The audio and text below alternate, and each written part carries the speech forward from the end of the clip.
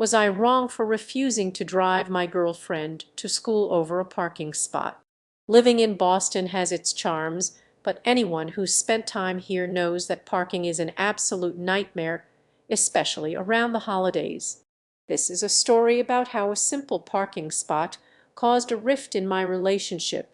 When my girlfriend and I first decided to move in together in the city, we had to make some tough decisions. We both owned cars. At the time, mine was a manual transmission that I loved, but she couldn't drive stick shift.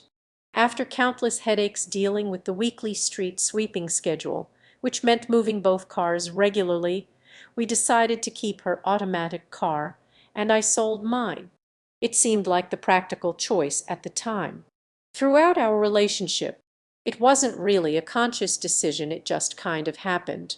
I handle everything car related, the maintenance appointments, dealing with parking tickets, which, trust me, are more frequent than I'd like to admit, and navigating the maze of Boston's street parking rules.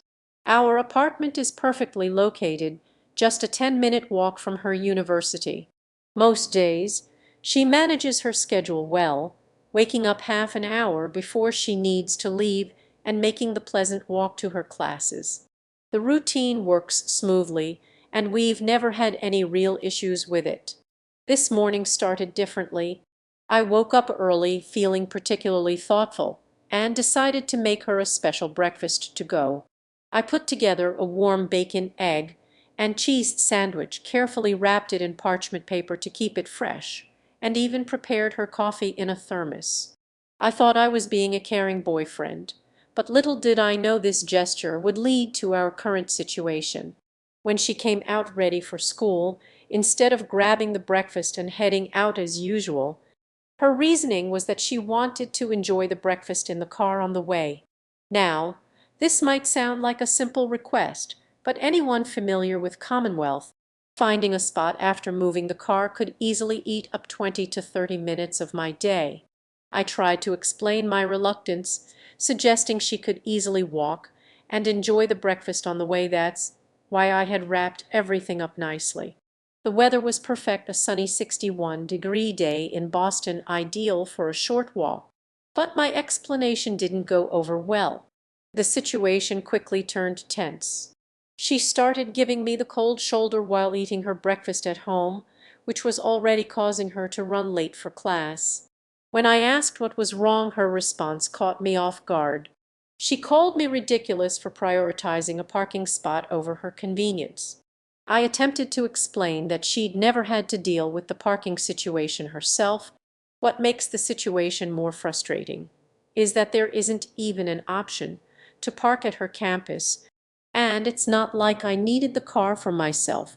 We live just 2 minutes from the train station, which can get me anywhere I need to go in the city.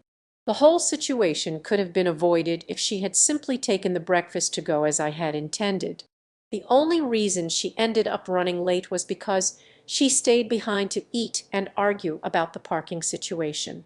I put effort into making everything portable, the carefully wrapped sandwich, the coffee in a thermos specifically so she could enjoy it during her walk to class. Now, I find myself questioning whether I'm being unreasonable. Yes, it's just a parking spot, but in Boston, especially around the holidays, just a parking spot can mean the difference between a peaceful morning and hours of frustration. I understand her perspective. Wanting to be driven and enjoying breakfast in the car sounds convenient. But I also feel that sometimes small conveniences need to be weighed against practical realities.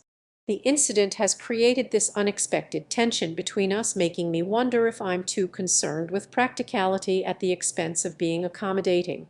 Yet, I can't help but think that relationships are also about understanding each other's daily challenges, even if they're as mundane as finding parking in a busy city.